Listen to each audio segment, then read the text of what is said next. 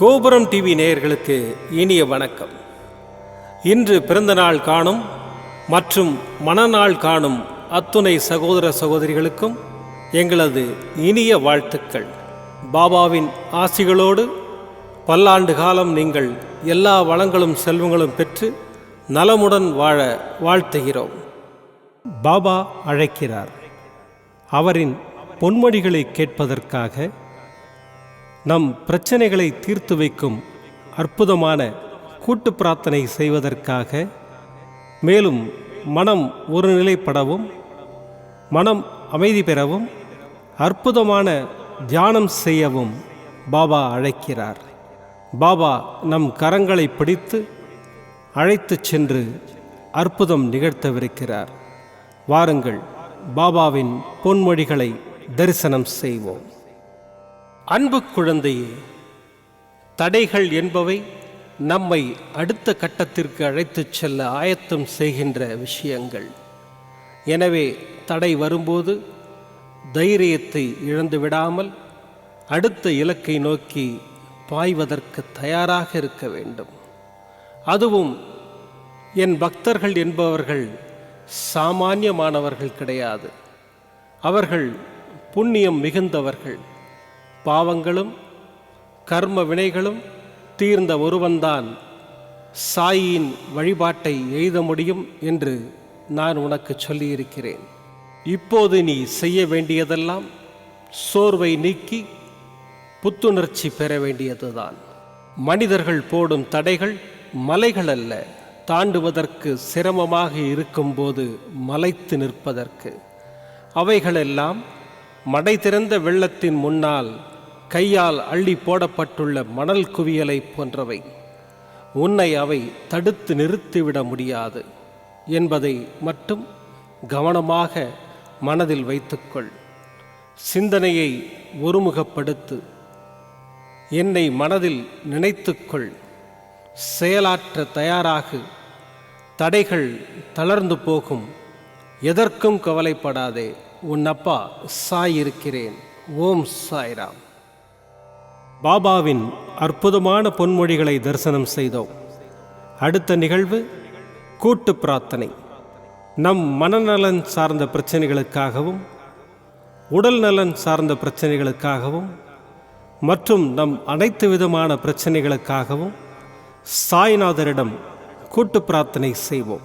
வாருங்கள், இந்த அற்புதமான கூட்டு பிரார்த்தனையை செய்வோம். பிரார்த்தனாஷ்டகம்.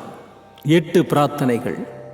சாந்தமான மனம் கொண்ட சாயிநாதரே, அறிவின் சிகரமே, அன்புள்ளம் கொண்டவரே, கருணை கடலே, உண்மையின் இருப்பிடமே, மாயை என்னும் இருளை அகற்றுபவரே, ஜாதி மத வேதங்களுக்கு அப்பாற்பட்டவரே, எங்களின் புரிந்து கொள்ளும் திறமைக்கு அப்பாற்பட்டவரே, அன்பின் இருப்பிடமே, ஷீரடி வாழ் இறைவனே, என்னை காப்பாற்றும், என்னை காப்பாற்றும். ஞான சூரியனே, ஞானத்தை வழங்குபவரே, பக்தர்களின் மனங்களில் உலவிடும் பரமஹம்சரே, அனைத்து நன்மைகளுக்கும் காரணமானவரே, தங்களை சரணடைந்தவரை காப்பவரே, படைக்கும் தொழில் புரியும் பிரம்மாவும் காக்கும் கடவுளான விஷ்ணுவும் நீங்களே. 3 உலகங்களையும் யுகங்கள் முடிவில் தன்னுள் ஐக்கியமாக்கிக் கொள்ளும் ருத்திரனும் தாங்களே. நீங்கள் இல்லாத இடம் இந்த பூமியில் ஏது? எல்லாம் அறிந்த இறைவன் நீங்கள். எங்கள் எல்லோரின் இதயங்களிலும் வசிப்பவரும் நீங்களே. எனது எல்லா குற்றங்களையும் மன்னிக்க வேண்டும் என்று வேண்டி கேட்டுக்கொள்ளுகின்றேன். அலை அலையாய் தொடர்ந்து வரும் சந்தேகங்களையும் மனமயக்கங்களையும் போக்குவீராக. நீங்கள் கோமாதா, நான் பிறந்த இளங்கன்று. நீங்கள் சந்திரன், நான் சந்திரகாந்த கல். தங்கள் பாதங்கள் கங்கை நதி. பணிவுடன் இந்த தாசன் உங்கள் பாதங்களில் தலை வணங்குகிறேன். உங்கள் கைகளை என் தலைமீது வைத்து ஆசை கூறுங்கள். என் கவலைகளும் துன்பங்களும் பறந்தோடட்டும். இந்த கணு தங்களின் தாசன். இந்த 8 துதிகளையும் கூறி நான் உங்களை சாஷ்டாங்கமாக நமஸ்கரிக்கின்றேன். எனது பாவங்கள், துன்பங்கள் மற்றும் ஏழ்மை நிலை இவை யாவும் உடனடியாக விலகி ஓடட்டும். ஓம் சாய்ராம், ஓம் சாய்ராம், ஓம் சாய்ராம். அற்புதமாக கூட்டு பிரார்த்தனை செய்தோம். பாபா நம்முடைய கோரிக்கையை ஏற்று நிச்சயமாக நமக்கு அற்புதங்களை செய்வார் என்பது சத்தியம். இனி கண்களை மூடி பாபாவை மனதில் நிறுத்தி பாபாவின் அற்புதமான சக்தி வாய்ந்த மந்திரத்தை அனுபவிப்போம். ஓம் ஷிரடி வாசாய வித்மஹே சச்சிதானந்தாய தீமஹி தன்னோ சாயி பிரச்சோதயாத். ஓம் ஷிரடி வாசாய வித்மஹே சச்சிதானந்தாய தீமஹி தன்னோ சாயி பிரச்சோதயாத். ஓம் ஷிரடி வாசாய வித்மஹே சச்சிதானந்தாய தீமஹி தன்னோ சாயி பிரச்சோதயாத். ஓம் ஷிரடி வாசாய வித்மஹே சச்சிதானந்தாய தீமஹி தன்னோ சாயி பிரச்சோதயாத். ஓம் ஷிரடி வாசாய வித்மஹே சச்சிதானந்தாய தீமஹி தன்னோ சாயி பிரச்சோதயாத். ஓம் ஷிரடி வாசாய வித்மஹே சச்சிதானந்தாய தீமஹி தன்னோ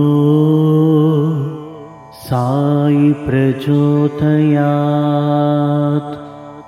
ஓம் ஷிரடி வாசாய வித்மஹே சச்சிதானந்தாய தீமஹி தன்னோ சாயி பிரச்சோதயாத். ஓம் ஷிரடி வாசாய வித்மஹே சச்சிதானந்தாய தீமஹி தன்னோ சாயி பிரச்சோதயாத். ஓம் ஷிரடி வாசாய வித்மஹே சச்சிதானந்தாய தீமஹி தன்னோ சாயி பிரச்சோதயாத். ஓம் ஷிரடி வாசாய வித்மஹே சச்சிதானந்தாய தீமஹி தன்னோ சாயி பிரச்சோதயாத். ஓம் ஷிரடி வாசாய வித்மஹே சச்சிதானந்தாய தீமஹி தன்னோ சாயி பிரச்சோதயாத். ஓம் ஷிரடி வாசாய வித்மஹே சச்சிதானந்தாய தீமஹி தன்னோ சாயி பிரச்சோதயாத். ஓம் ஷிரடி வாசாய வித்மஹே சச்சிதானந்தாய தீமஹி தன்னோ சாயி பிரச்சோதயாத். ஓம் ஷிரடி வாசாய வித்மஹே சச்சிதானந்தாய தீமஹி தன்னோ சாயி பிரச்சோதயாத். ॐ शिरडीवासाय विद्महे सच्चिदानन्दाय धीमहि तन्नो साई प्रचोदयात्। ॐ शिरडीवासाय विद्महे सच्चिदानन्दाय धीमहि तन्नो साई प्रचोदयात्। ॐ शिरडीवासाय विद्महे सच्चिदानन्दाय धीमहि तन्नो साई प्रचोदयात्। ॐ शिरडीवासाय विद्महे सच्चिदानन्दाय धीमहि तन्नो साई प्रचोदयात्। ॐ शिरडीवासाय विद्महे सच्चिदानन्दाय धीमहि तन्नो साई प्रचोदयात्। ॐ शिरडीवासाय विद्महे सच्चिदानन्दाय धीमहि तन्नो साई प्रचोदयात्। ॐ शिरडीवासाय विद्महे सच्चिदानन्दाय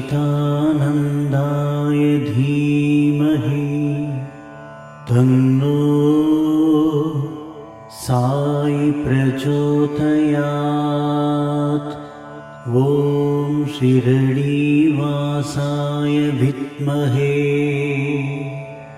सच्चिदानन्दाय धीमहि तन्नो साई प्रचोदयात्। ॐ शिरडीवासाय विद्महे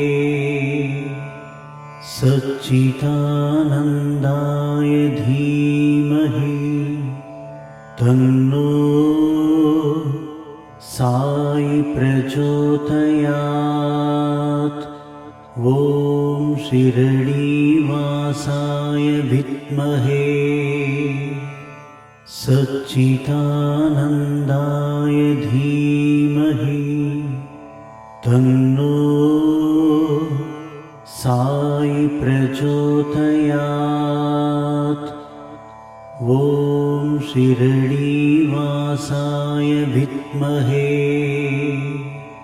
सच्चिदानन्दाय धीमहि तन्नो साई प्रचोदयात्। ॐ शिरडीवासाय विद्महे सच्चिदानन्दाय धीमहि तन्नो साई प्रचोदयात्। ॐ शिरडीवासाय विद्महे सच्चिदानन्दाय धीमहि तन्नो साई प्रचोदयात्। ॐ शिरडीवासाय विद्महे सच्चिदानन्दाय धीमहि तन्नो साई प्रचोदयात्। ॐ शिरडीवासाय विद्महे सच्चिदानन्दाय धीमहि तन्नो प्रचोदयात्। ॐ शिरडीवासाय विद्महे सच्चिदानन्दाय धीमहि तन्नो साई प्रचोदयात्। ॐ शिरडीवासाय विद्महे सच्चिदानन्दाय धीमहि तन्नो साई प्रचोदयात्। ॐ शिरडीवासाय विद्महे सच्चिदानन्दाय धीमहि तन्नो साई प्रचोदयात्। மீண்டும் நாளை காலை இந்த அற்புதமான பாபா அழைக்கிறார் நிகழ்ச்சியில் சந்திப்போம். நன்றி, வணக்கம். விதம் விதமான பக்தி நிகழ்ச்சிகளை உங்களுக்காக தந்து கொண்டிருக்கிறது உங்கள் கோபுரம் டிவி. உங்களுக்கு பிடித்த நிகழ்ச்சிகளை லைக் செய்யுங்கள், உங்களுக்கு பிடித்த மாணவர்களுக்கு ஷேர் செய்யுங்கள். மேலும் சப்ஸ்கிரைப் செய்வதோடு மட்டுமல்லாது அருகில் இருக்கும் பெல் பட்டனை கிளிக் செய்து கோபுரம் டிவி நிகழ்ச்சிகளை உடனுக்குடன் தெரிந்து கொள்ளுங்கள். மற்றும் ஒரு மகிழ்ச்சியான செய்தி, கோபுரம் டிவி ஆப்பை கூகுள் பிளே ஸ்டோரில் ஃப்ரீ டவுன்லோட் செய்து கோபுரம் டிவி நிகழ்ச்சிகளை தொடர்ந்து கண்டுகளியுங்கள், பாருங்கள், ரசியுங்கள், பரவசமடையுங்கள். gopuramtv.com பக்தி பக்திமயம்.